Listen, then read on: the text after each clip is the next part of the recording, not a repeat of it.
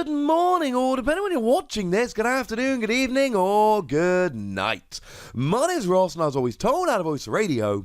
So today, we're going to be taking a look at the top 10 cards from Hidden Fates. Now, there are only 94 cards in Hidden Fates. Now, there is Shiny Vault mixed in with Hidden Fates as well, which is lovely.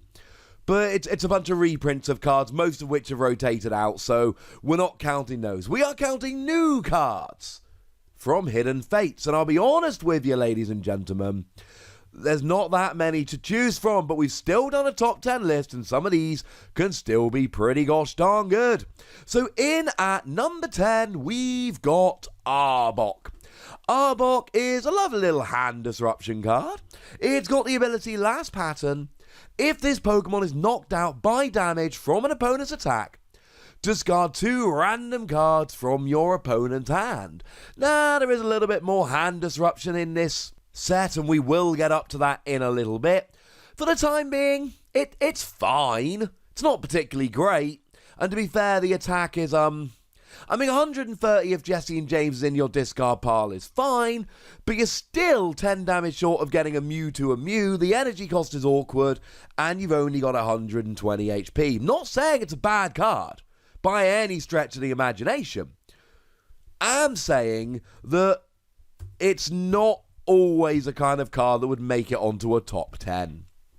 In at number 9, we've got Zapdos, a card that we've been waiting a very long time for. This came out as a promo in Japan a while ago.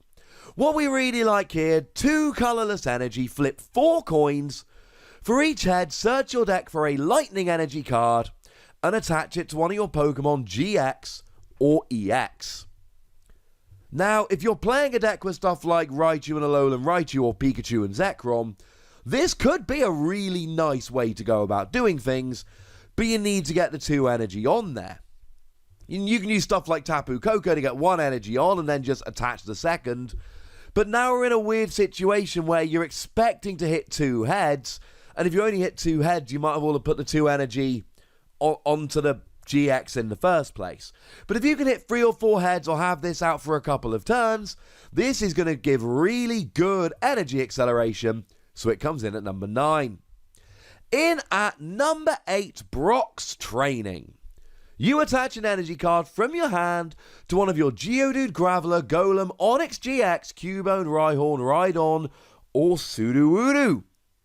Now, most of those aren't terribly relevant at the moment, unfortunately. We do have the Rhyhorn that's good at milling, but by the same token, that Rhyhorn, or Rhydon, really needs you to play Giovanni's Exile for it to be good. So yeah, one to watch for the future. Just like the MISTY'S card, the equivalent MISTY'S card, MISTY'S Water Command. Move any number of water energy from your Pokemon to your Psyduck, Corsi, Staryu, STARMUE-GX, Magikarp, Gyarados, or Lapras in any way that you like. I like Misty more than Brock, but feel free to switch these around if you so wish. It's kind of like a Quagsire, but it's not a Stage 1 Pokemon taking up a bench space. And if you want to argue that Quagsire is better and just play Quagsire instead, I'm not going to be terribly upset at you. Feel free, ladies and gentlemen. Feel free. In at number 6, Moltres, Zapdos, and Articuno.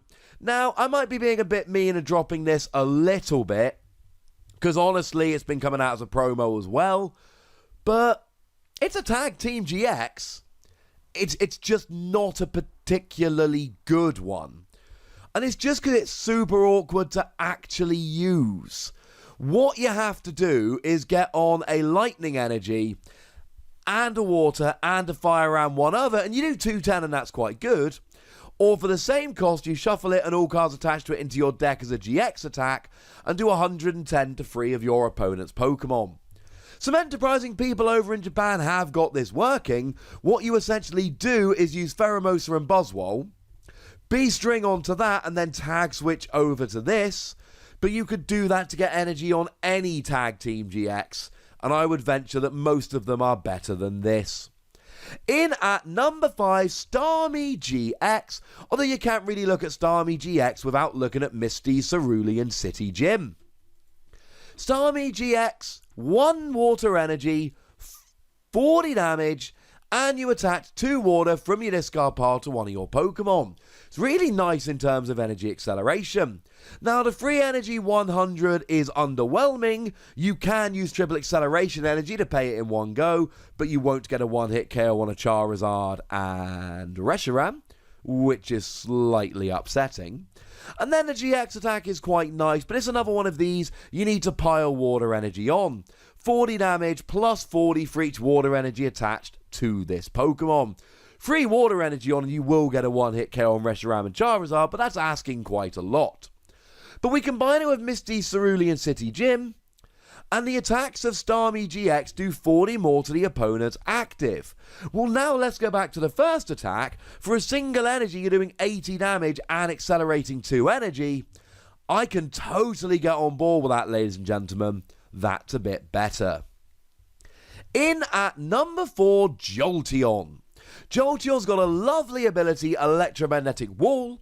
As long as this Pokemon is your active Pokemon, whenever your opponent attaches an energy card from their hand to one of their Pokemon, you put 2 damage counters on that Pokemon. And yes, for anyone wondering, that does include if you use Welder. Because Welder, okay, you're attaching extra energy, but you're still attaching from your hand. It doesn't matter how you attach from your hand. If you attach from your hand, you take the 2 damage counters. This could be really nice to leave in the active against a Welder deck, and there are plenty of them out there.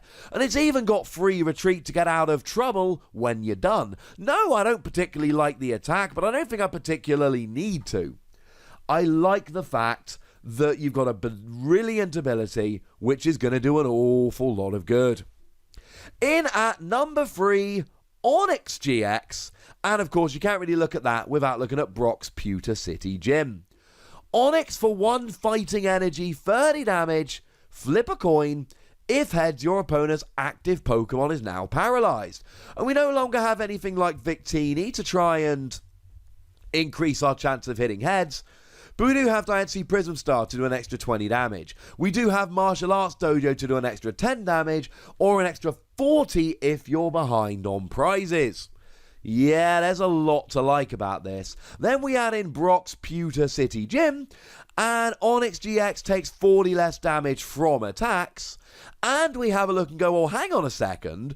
Onix has a retreat cost of 4, so we can use buff padding. And all of a sudden, you've got a 250 HP basic Pokemon that takes 30 less damage from attacks and is doing 50 damage plus paralysis on a coin flip. Obviously, here you have to choose between Brock's Pewter City Gym and Martial Arts Dojo. It depends if you want to take less damage or do more damage. Although, don't really worry about Martial Arts Dojo unless you're behind on prizes, unless you really need that extra damage. I like Onix GX. I think there might be too many around at the moment that can get a one-hit KO, but I still think there's a lot of fun to be had with this Pokemon. In at number 2, and in my first draft I had it at number 1, but I swapped it at the last minute, the new CHARIZARD-GX. I am not arguing that this is an amazing Charizard-GX, but I am arguing that it is going to see play in Mewtwo and Mew decks. And not all the cards on this list are going to see a huge amount of play. You should expect this to be played in a bunch of Mewtwo and Mew decks, because they're using fire energy anyway. They're using Welder to accelerate fire energy anyway. 4 energy, 300. And alright, it's a GX attack, but it's just 4 energy, 300 flat. Gets a one-hit KO on Reshiram and Charizard, gets a one-hit KO on Mewtwo and Mew. I have already seen people whacking this into their Mewtwo and Mew decks. I like it. If you've got 4 energy on and you're not using a GX attack, Reshiram and Charizard lets you do 230, but doing 300 for 4 energy, and the energy doesn't fall off, and doesn't stop you attacking next turn. It's just a flat 4 energy, 1-hit KO anything in a deck where your main attacker's often got 4 energy on. Yeah, this is going to see some play. But in at number 1, Jessie and James and Weezing. Now, Jessie and James has actually been banned in the expanded format because cards like Red Card make it frankly unfair. But when you play it, you both discard you and your opponent's 2 cards from your hand. If you discard Weezing, your opponent discards another 2 cards from their hand. Then you add in something like Reset Stamp, and if you can Reset Stamp play this with 2 Weezing, your opponent all of a sudden has 0 cards in their hand. Banned and expanded, but it's totally legal in standard. And honestly, ladies and gentlemen, if you play enough Pokemon, you are going to lose games to people playing this. You are absolutely going to lose games because people are playing this and there's naught you can do about it.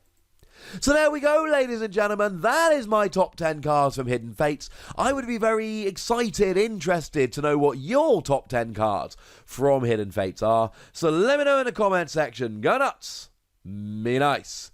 And then make sure you like this video, subscribe to this channel, follow me on Twitter at the Wassy, and Twitch for some live action at twitch.tv/PTCGRadio. If you want to support the channel, get some bonus podcasts and all that good stuff, head on over to patreon.com/PTCGRadio, where you can do exactly that. And please do make sure you're checking out youtube.com/WassyPlays, where we talk about a whole bunch of games that don't even have any Pokemon in. But by far the most important thing, as always, look after yourselves till next time. Thank you very much for watching. My name's Ross, and you've been watching PTCG Radio.